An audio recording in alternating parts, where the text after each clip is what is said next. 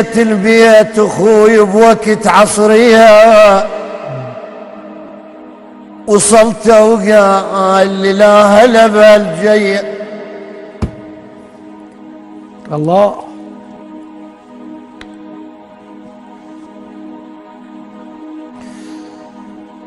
مشي يا ماما البيت اخوي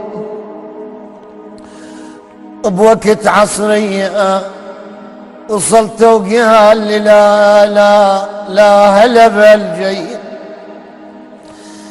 بعدني لا مسلم لا الله بالخير، صاح البارحة خلصت الكمية.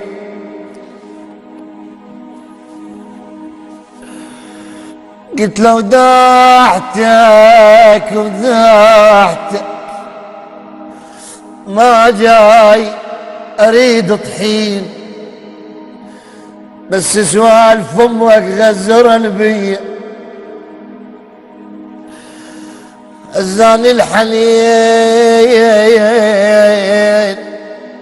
لشوفتك حنيت، جيت لشوفتك ما ريد خرجية.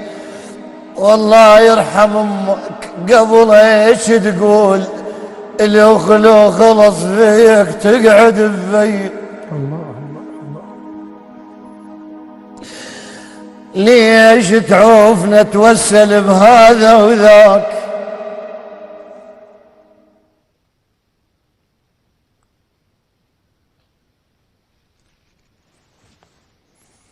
الله عليك عدي، واسف انا لان اكيد هي